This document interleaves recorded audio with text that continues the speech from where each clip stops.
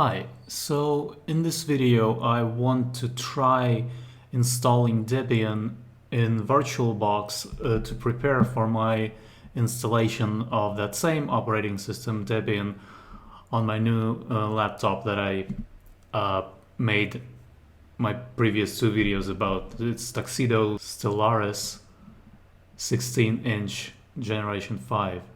So but before basically I wipe my entire system, I'm going to basically go through all the steps in the VM so that I know what I'm doing when I'm going to be actually installing it on my machine. So let me go ahead and switch to this other screen and basically what I have here is a checklist that I put together based on a few tutorials that I found on YouTube and things like that. So I'm going to go through it and try to basically install Debian, but I ran into a few issues when I tried to do that yesterday, and I think I figured it out. But basically, let me just start and yeah, I'll get to the problematic part when we get to it. So I'm going to insert the ISO, and I'm going to start the VM. So let's see. So I have the checklist over here, and yeah, the reason that I want to have a checklist is because when I start installing things on my actual computer, I want to know the exact things that I already tried and tested, so that I can just go through the same steps and make sure that everything goes smoothly, or have the highest probability of that happening. Okay, so let's just continue with the installation. So the next step is to go to Advanced Options and select Expert Install. So that's what I'm gonna do. I'll go to Advanced Options and select Expert Install. So yeah, what I want to achieve with installation is I want to have a fully encrypted system, and so I created two virtual hard drives here. That's basically the reason I did that, is because on my laptop I also have two SSDs, and I think what I want to do is I want to basically, by using LVM, create one volume that would basically use both of those SSDs for my entire computer, because I don't see any point in having a separate SSD that is just not for example, it would make it makes way more sense to me to just use basically my user's home directory and then put all of my files in there, because that's what it's made for. And rather than having user directory and then there's a storage somewhere else, for some other for some unknown reason, I'd rather have everything in one directory at this point. So that's what I'm going for. So I want to set up LVM to do that, but I also want to have it encrypted. And then on top of that, instead of using partitions, I want to use btrfs with its subvolumes, and so that btrfs is also encrypted, and the subvolumes are gonna be root and home. Basically, I'm gonna just have two subvolumes for those two purposes. So with partitions you would just have like a root partition and a home partition, but I'm gonna have a root subvolume and a home subvolume. So that's the plan basically.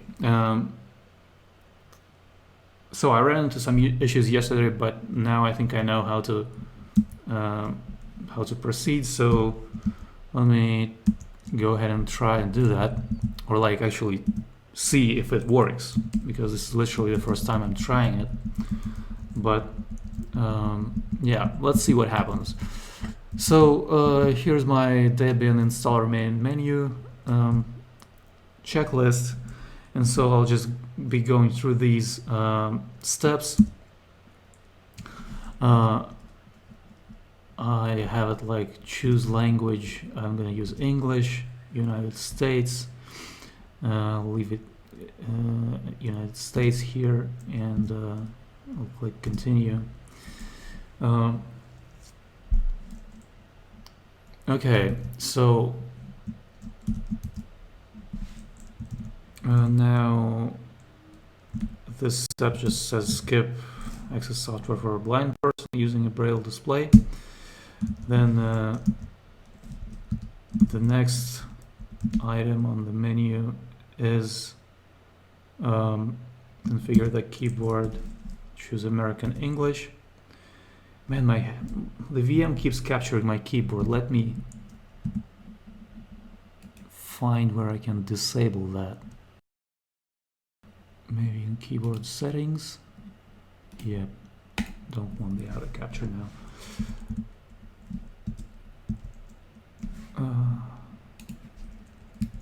Yeah, okay. So I configured the keyboard. Now, next step, detect and mount installation media. My checklist says continue twice. This is basically because there's this thing and this. And now, next, load installer components from installation media. This will add some more items to this main menu. Like, also, one reason that I want to have a checklist is because just like sometimes like you open this installer and there's just like such a mess of all these like menu items, and I just kind of want to kind of know what I'm like dealing with, the exact like parts. Otherwise, it's just like clicking through a bunch of things and I don't really know what I just did, but it seems to work. Like I just kind of want to know like what I actually did, and so that's why I want to have a checklist as well. So this will add some more menu items to this main menu, and yeah, I'll just like leave everything at default and continue.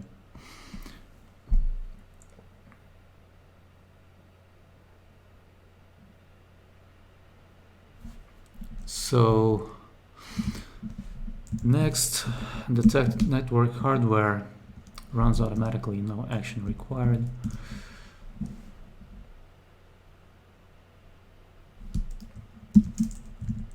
Next, configure the network. So sorry for the small font, but otherwise it wraps. Well, I guess this is still readable.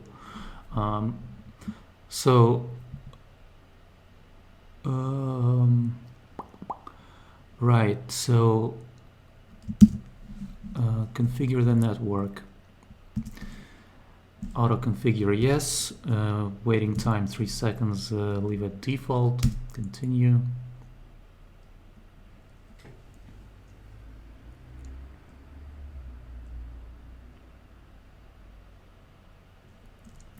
I'll keep the host name at default right now. I haven't yet decided yet what host name I'll use on my actual machine, but for this VM I'll just keep it at its default setting. Continue. Domain name, leave it blank. Set up users and passwords. So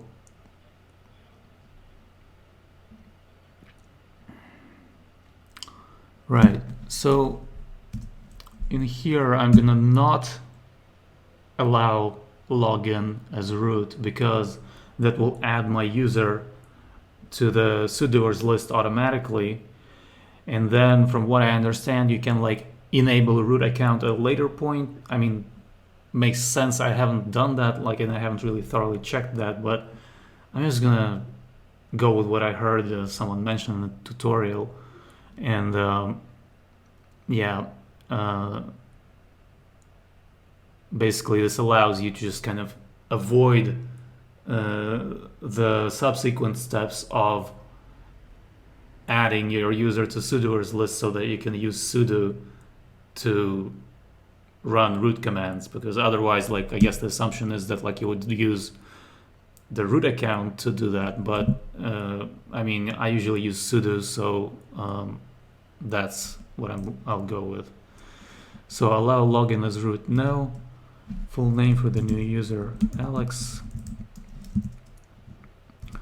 Username for your account, Alex. Continue. Password. All right, now this is done.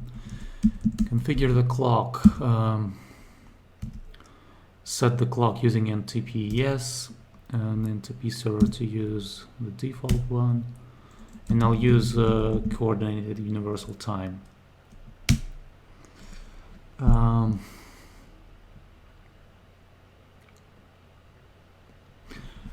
Right, so next one is detect disks. It just runs by itself. You don't need to do that, anything there.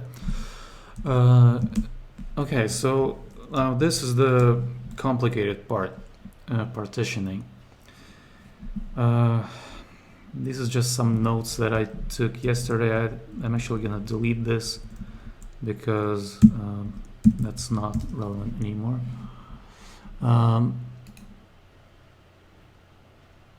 Okay, so like this checklist is not basically not exactly what I'm going to do, because it uses like, basically my initial idea was to set up everything with using the manual.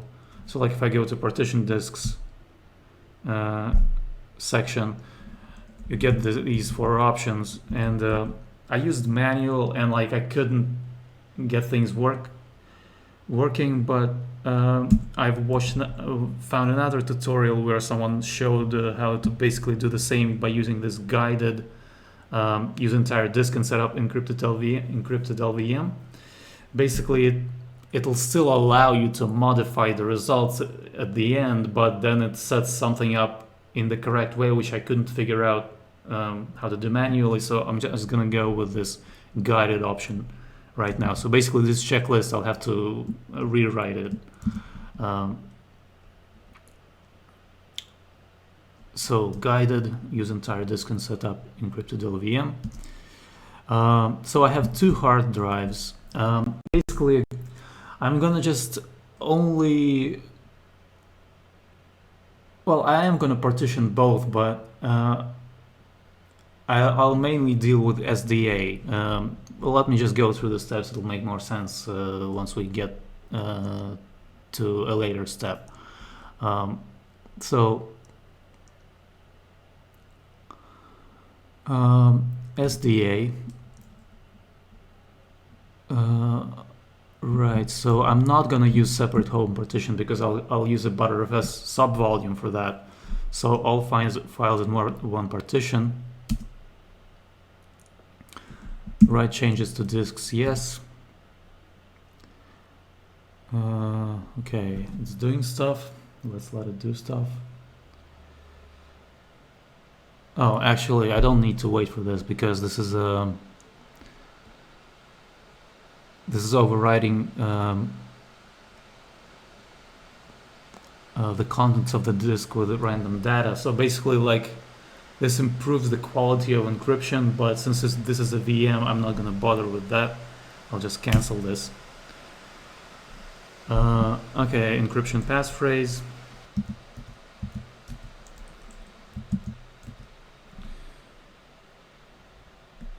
And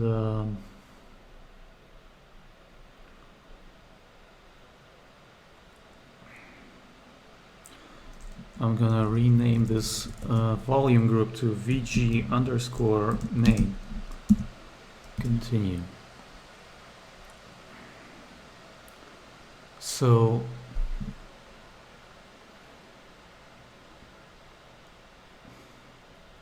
yeah, I'm gonna use the entire hard drive. I watched tutorials where people recommend leaving some extra space so that you can expand the volume later. And I guess that makes sense, but like if some program like fills up your hard drive so that you can expand it and then have some free space, but yeah, I'm not gonna do that. I'll just use the entire disk. Yeah, continue.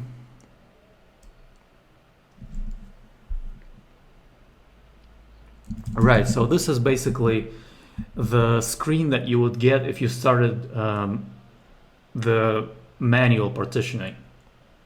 Basically, yeah, the guided partitioning set this up for us, and so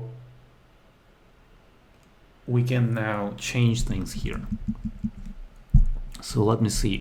Okay, configure the logical volume manager.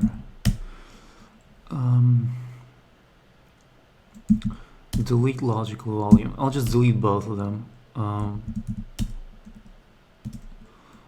And I'll let me actually finish for now and just see how everything looks with them deleted. So we still have the crypt, SDA3 crypt. Yeah, and we have the SDB device that was not partitioned, so I'm going to partition it, and I'll create a new partition using up the entire hard drive, and I guess do not use the partition. Done setting up the partition. Okay.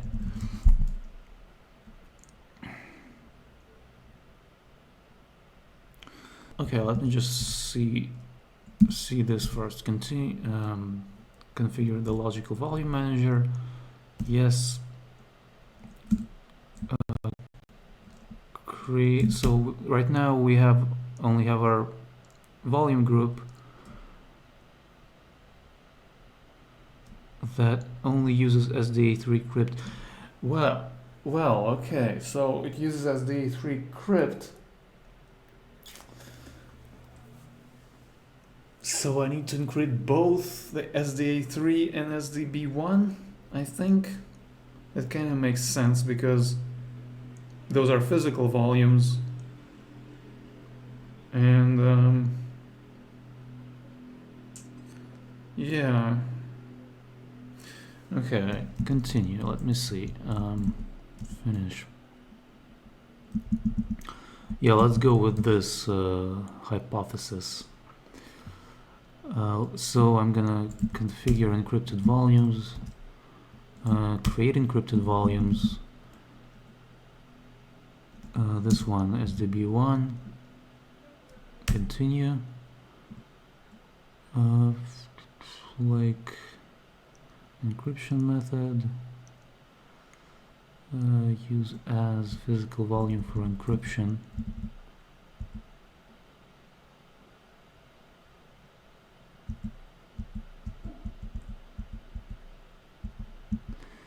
Okay, done.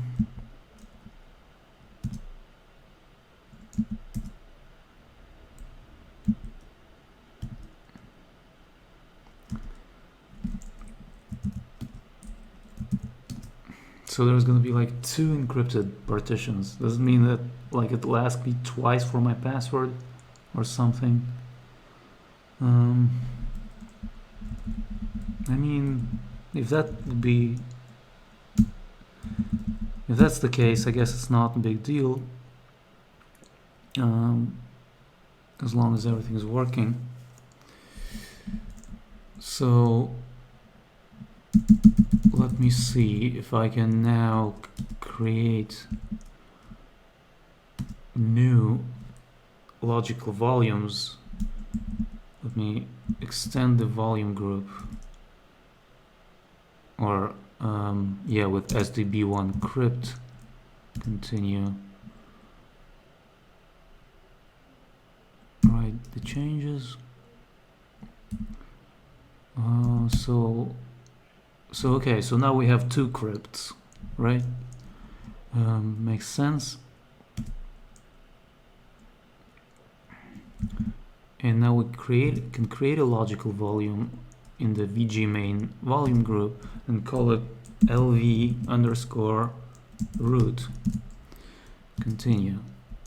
And it'll have the size of basically almost like spanning the both disks. So that size reflects that, so that makes sense. Continue. And let's display our configuration details. So now we have a logical volume LV root. We deleted the original, the swap and the root logical volumes that were created by the guided partitioning routine, and we added our own LV root.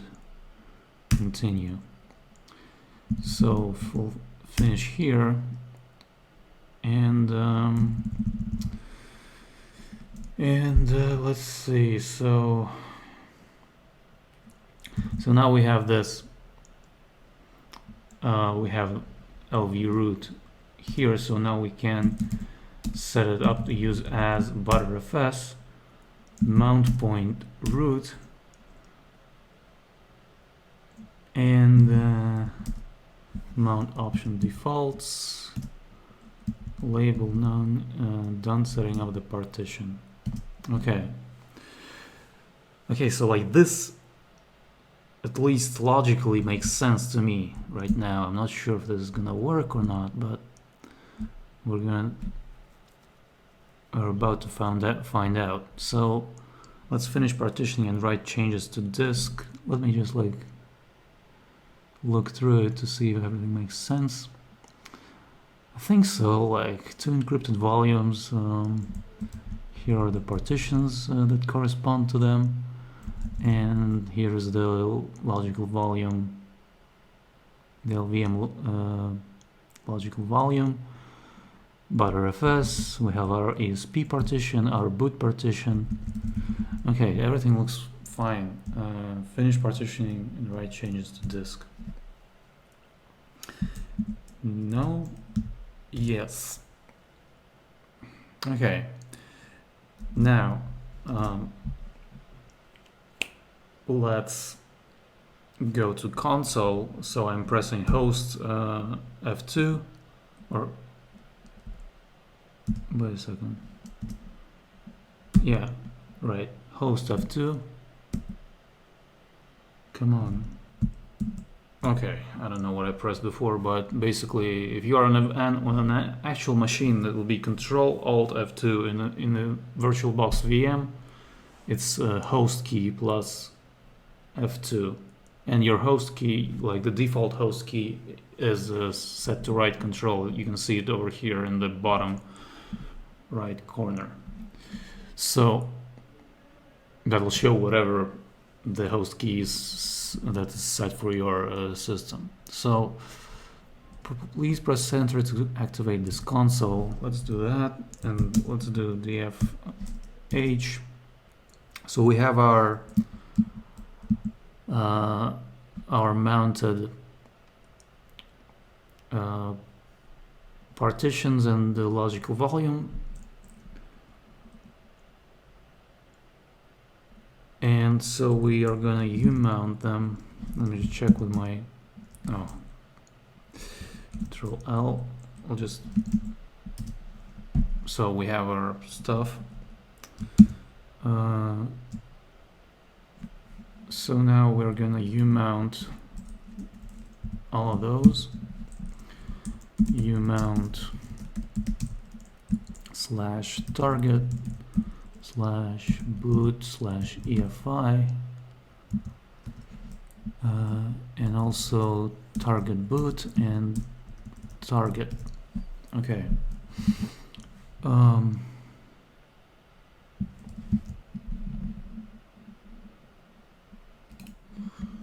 Alright, so what's next?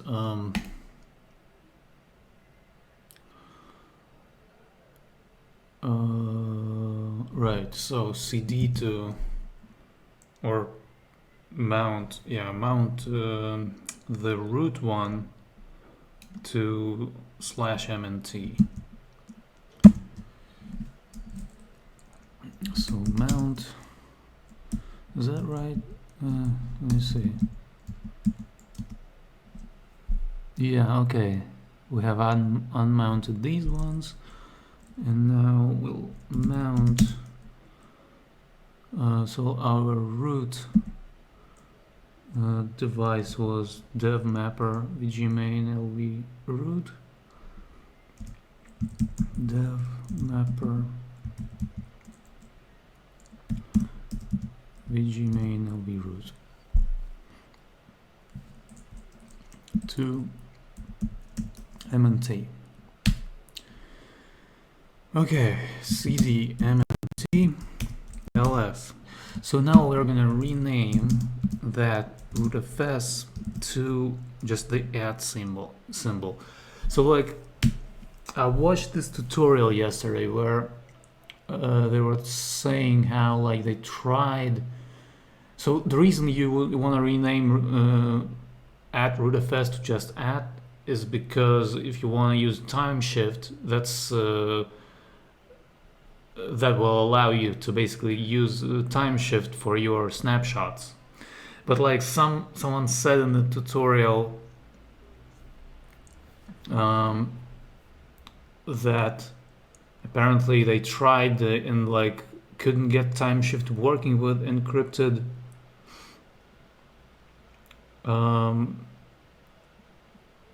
LVM volumes. So I'm gonna try it anyway, and because like I googled it and it seemed like that particular tutorial was like the person was using Dev1, not Debian, but I don't know what Dev1 is, but I assume that's some sort of like variation of Debian that's almost the same but not quite. So I don't know. And they were also using some different these mount options in their tutorial. So you know, maybe it has something to do with that, because like this this checklist is based on a tutorial, which I'll link to all these tutorials in the description. But basically, this checklist is based on something that like I saw other people set up, and it worked with Timeshift. So maybe it'll work in this case as well. Yeah. So okay. Next step, we're gonna create a btrfs subvolume for our home, like the home subvolume instead of the home partition. Will have a home subvolume. So it's btrfs subvolume create at home.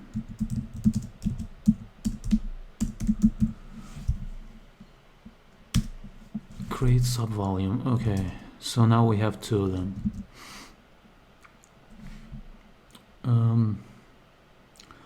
Okay, now there's this command that we need to run to mount SDA2, which what was the SDA2? That was their target, so like, or their root.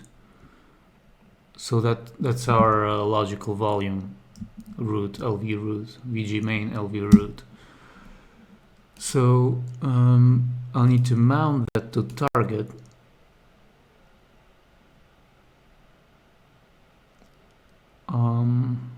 Yeah.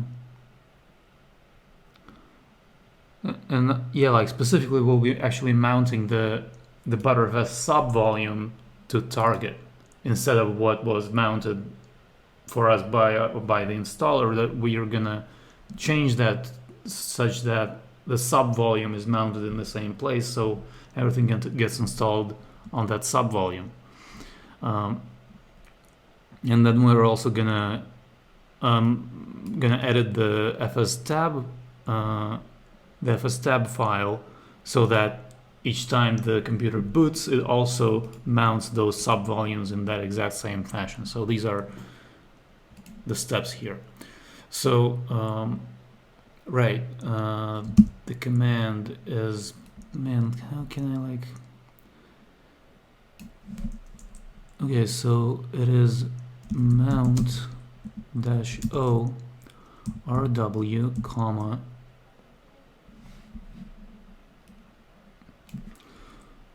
no a time, comma, space underscore cache equals v2, comma, compress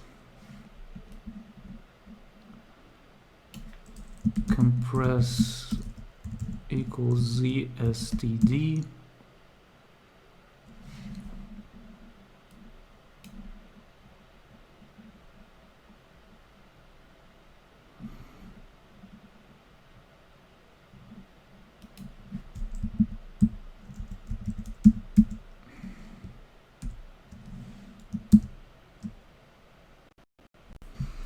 all right, comma, ssd, comma, discard equals async, comma, subvol equals at, and that's gonna be /dev/mapper vg main lv root to target. Okay, looks right. Okay. So now we need to run. Now we need to create target boot AFI and target home, because right now in target there are some folders there already. Boot. Okay, so there is no EFI and there is no home either, so we need to create them. Make dir -p /target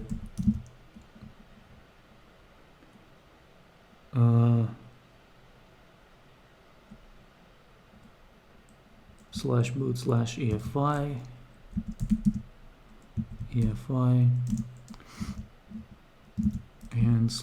/target/home. Okay. Now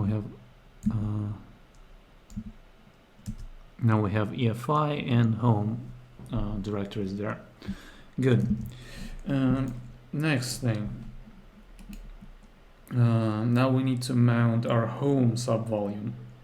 So for our home subvolume, it's almost the same command, except subvol is at home. And is there any other difference there? Looks identical. RW.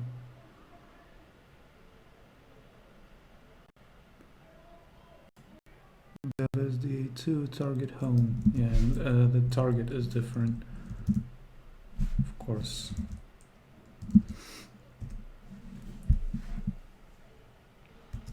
Okay, we mounted home, and now we need to mount the EFI, but also our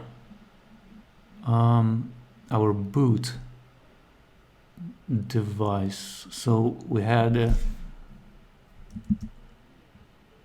so dev as SDA1 is EFI, so that command is the same as in my checklist. Mount /dev/sda1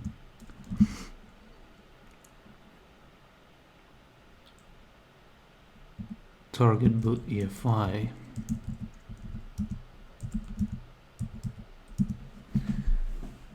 Target boot EFI and then SDA2 was the boot one. So we need to mount that as well. I wonder if the order of these mounts maybe I should have mounted them in the opposite order, because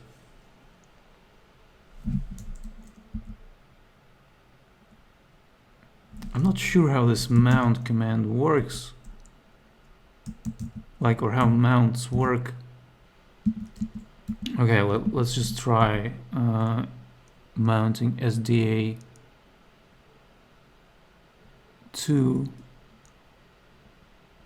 to boot. Man, it's already scrolled past. I can't go back. At least I don't know how to scroll up in console. I'm not gonna Google it. This is the right one. So mount, and let's run df-h.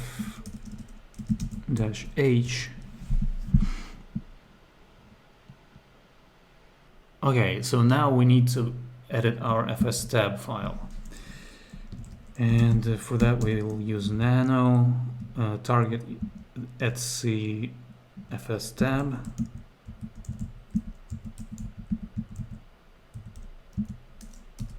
Okay, right, so this line is what we need to edit.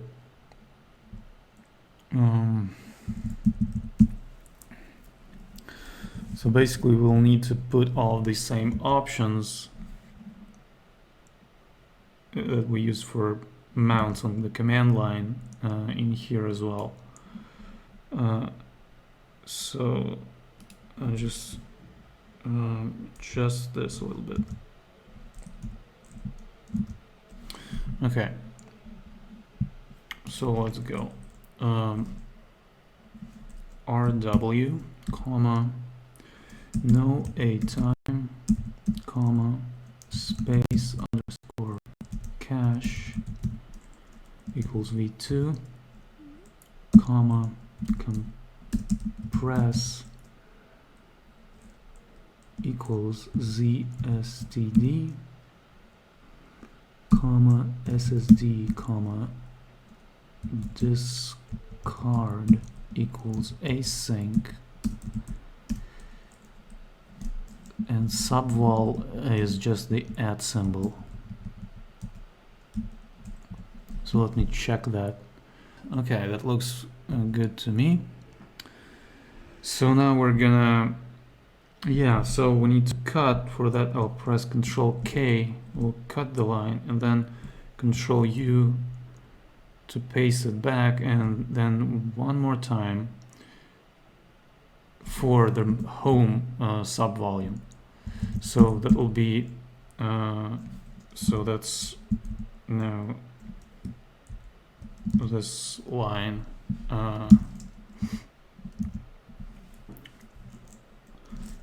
So we need to change the mount point to home.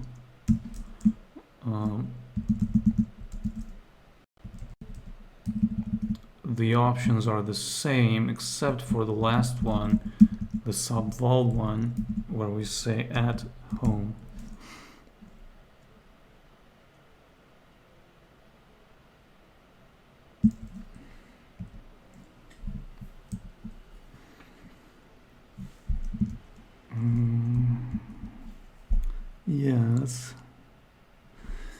It looks okay. So I'll press Ctrl O to save.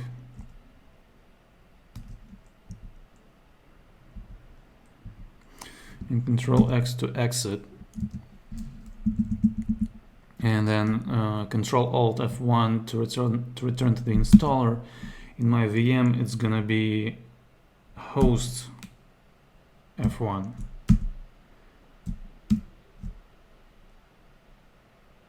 If it works, I'm not sure like why it doesn't. Okay. Okay, so it looks like I managed to set it up actually. Like yesterday I was like spent 3 hours trying to go through the manual partitioning, but I think we're now it looks like we're good now. So like the next step says now do install the base system.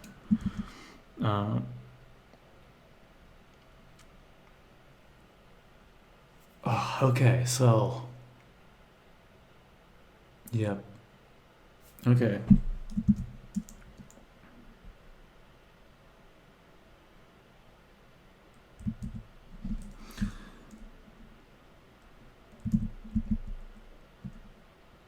So now we can do this thing, install the base system. And it says keep defaults during installation, so that's what I'm gonna go with. I don't remember what that's referring to, but we're about to find out. Install the base system.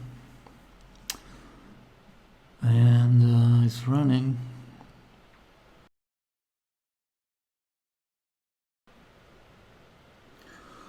Alright, this is the what I should use. Keep the default on. Kernel to install. Enter. Drivers to include in the init.rd. Generic. Include all available drivers. All targeted only include drivers needed for this system. Default.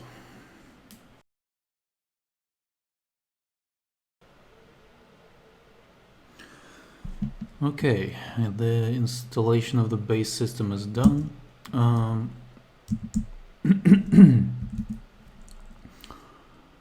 Configure the package manager. So what is this all about? Okay, so let's go through that. Configure the package manager.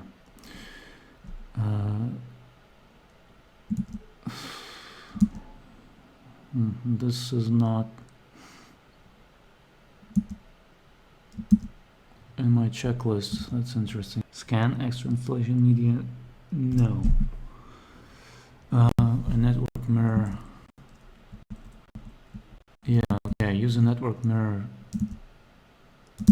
Yes. Protocol. I mean, I saw people like choosing HTTP in tutorials, but like, why not use HTTPS? I mean, I'm inclined to use HTTPS, so I'm gonna use that. Oh, okay, wait a sec. Enter information manually, maybe that's why. Okay. Well, whatever, that works. Debian archive mirror country. United States. Archive mirror, the default one. I don't have a proxy. So use non-free firmware. Yes. Use non-free software. Yes. Enable source repositories and apt. So this is like, I'm not sure like if I need those.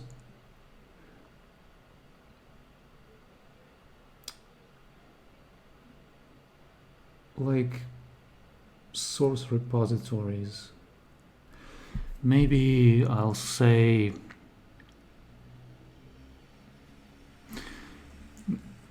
no. I'm curious to see what happens if like you say no and like do they get like commented out in the sources.list file, or do you just not get any entry at all? I'm just kind of curious about that, but like I probably don't need them. So yeah, I'll just go with no here. Even though my checklist says yes, but okay. So what is this? Services to use. Right, so I'll enable everything here.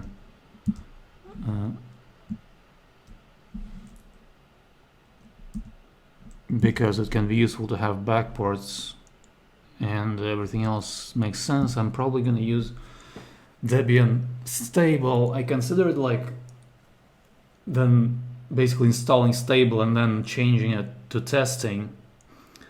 But that's something you can do at any point later on, and maybe I don't need the testing since I can use Flatpaks for latest versions of software. So I'll go with stable for the time being, and yeah, for that backports make a lot of sense to have. So I'll enable them, continue. All right. Configuring the package manager done. Select and install software.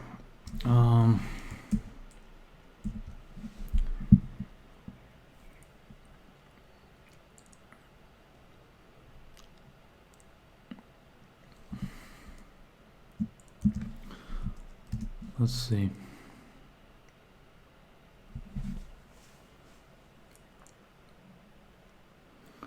It's just gonna ask like a few things, but those are pretty simple things. So no automatic updates is the option I'm gonna pick here. Participate in the package usage survey, no. And so right, in this step my checklist says select standard system utilities only, and that is what I'm gonna do because I'm gonna deal with installing like desktop environments, or like I'm thinking maybe I will just install like a window manager. Like I tried using like awesome window manager before in a VM, and it looks good to me. But maybe I will install a desktop environment, so I'm not sure. But in any case, this is just like the base install. So I'm not going to install any desktop environments at this stage. So I'll only include standard system utilities here. Continue.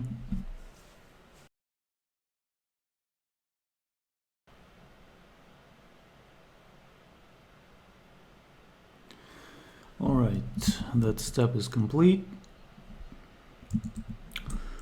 Install the grub bootloader.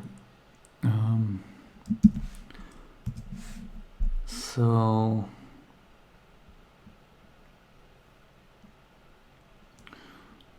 I'll just do what the checklist says here, and it says accept all defaults basically. So force grub installation to the EFI, removable media path, no.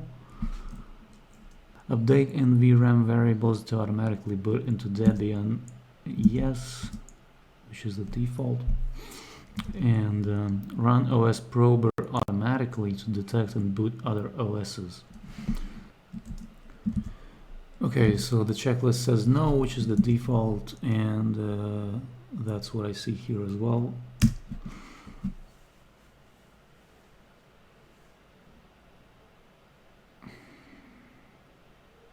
Oh.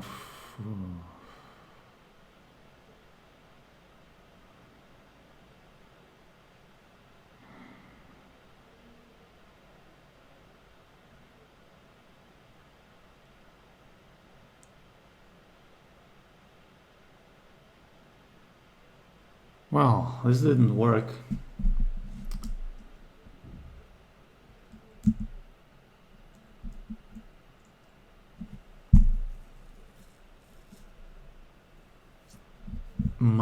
Must be something.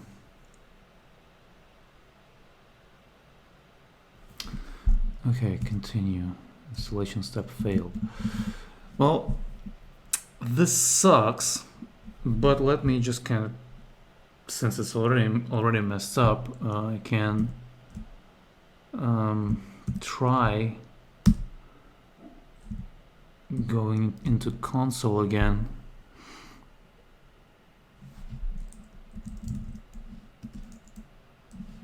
Oh, come on, it doesn't have the clear command. Like dfh.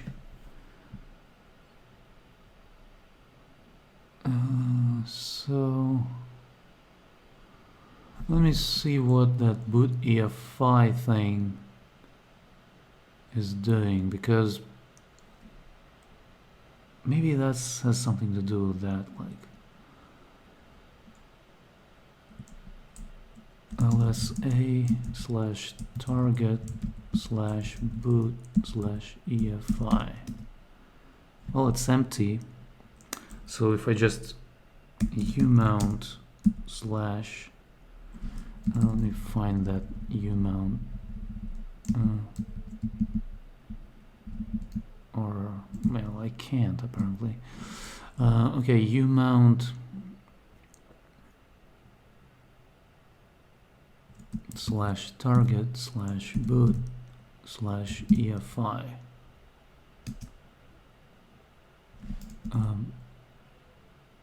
Really?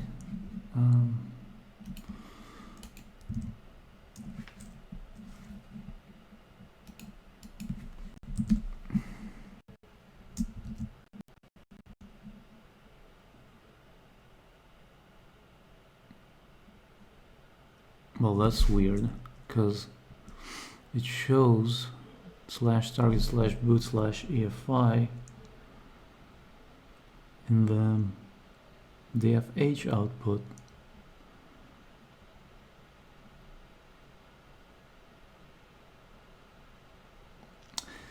I think I messed up that step actually. Yeah, like I think I should have mounted it as target.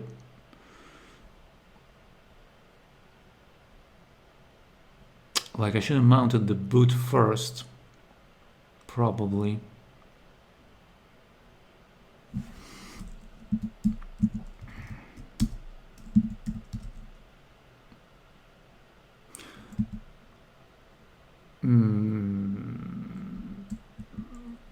Grub is here.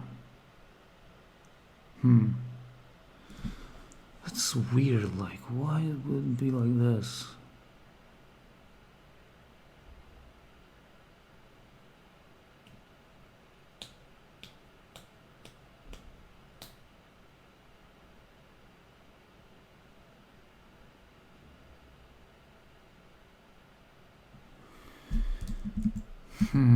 Well, I guess the only way to find out if it would work, otherwise I have to just do everything all over again.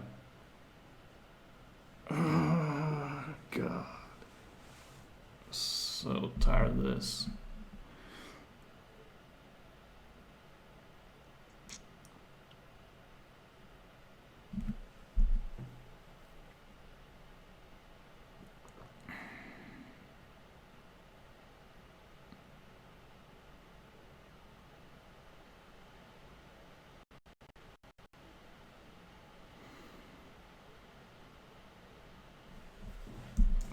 Man.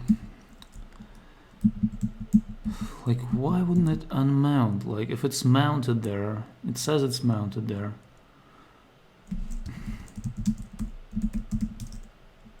No, man.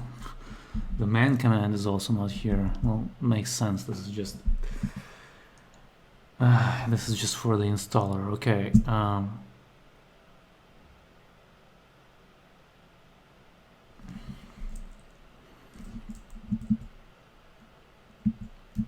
It doesn't even say anything like can't unmount, invalid argument.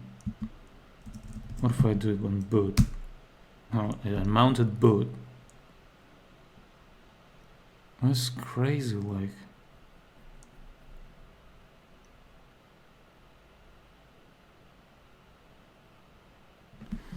df-h.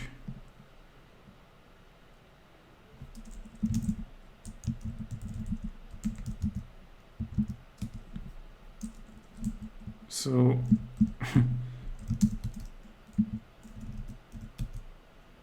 Okay, so like this is just super weird, but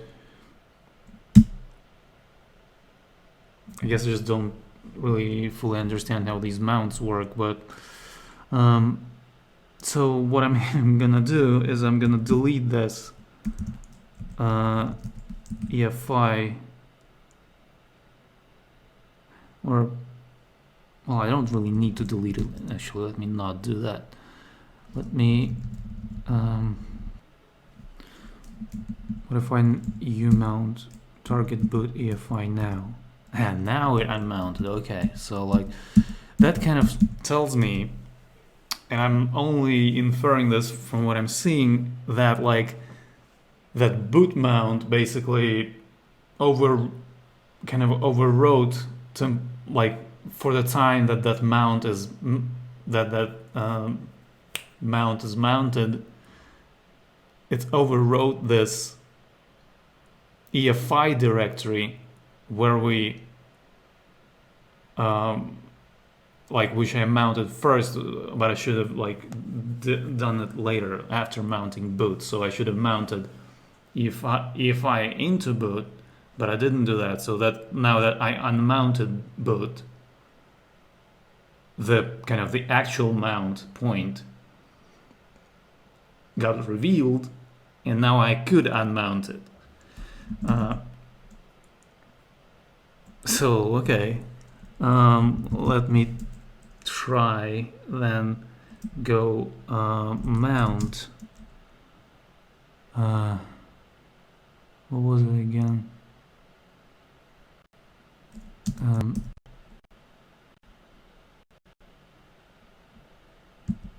Slash dev slash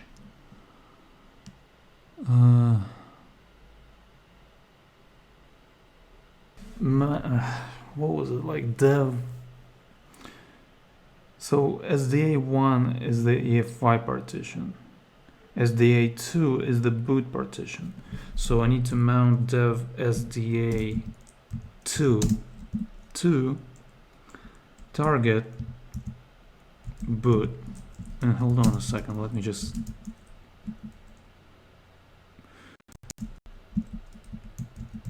target boot. We have that EFI there. Maybe I should delete it. I don't know, like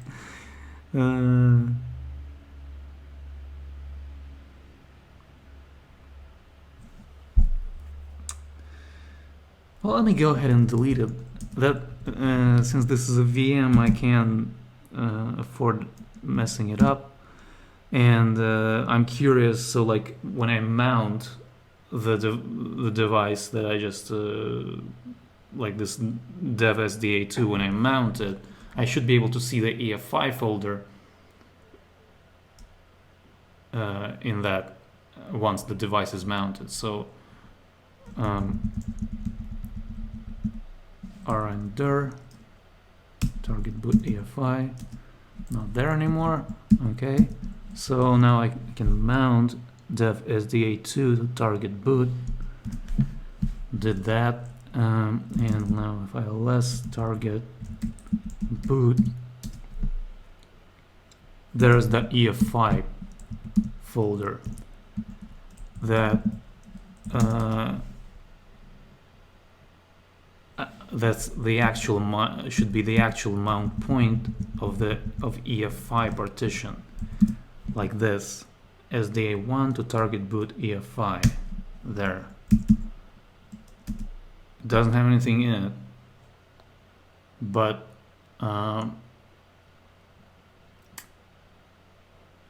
okay, this is how it should be. If I run dfh dfh, everything looks, I don't know, I'm like so tired at this point that I don't know what I'm looking at, but I think it's fine. I don't know why I still have that like MNT mounted, but I should have probably unmounted it. Like in the tutorial that I watched They didn't unmount it, but actually in one of the tutorials they did. Like whatever, I guess that doesn't matter.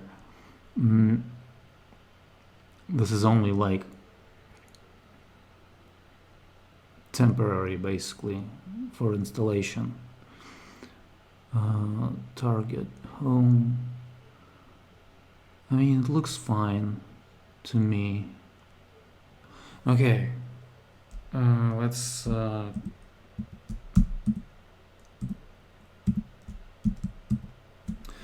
try installing grub again. I don't know, like it's just like it's a messy process. Force grub installation to the EFI removable media path. This sounds like awfully... What does it say even? Force grub installation to the EFI removable media path? I don't know, I guess no.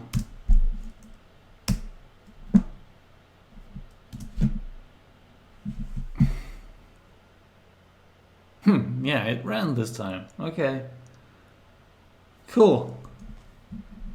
I'm glad I seem to have gotten through this step. I'm not gonna get too ahead of myself because I haven't seen it work yet, but finish the installation, the final step. Okay, let's do that.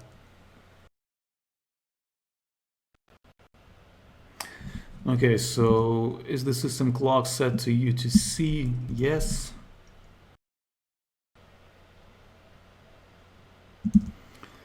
Please choose continue to reboot. Continue.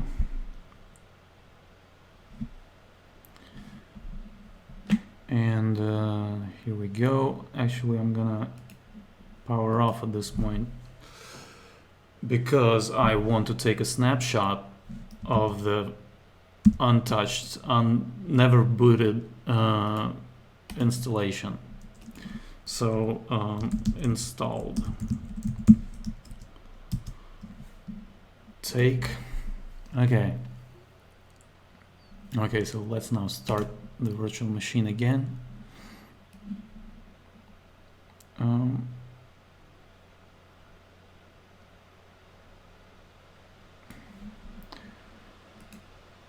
Okay, please unlock disk SDA3 crypt. Okay, so it does ask me twice for my password, which is fine. Debian login. Alex password. Okay, good. I have completed this thing. So in total I spent about 5 hours, including the yesterday's 3-hour session and today's almost 2-hour session at this point, 1 hour and 49 minutes. So I guess I'll I'll go ahead and do sudo power off, or like I can actually call it from the VM. I think it's host U or something. Is that gonna shut it down?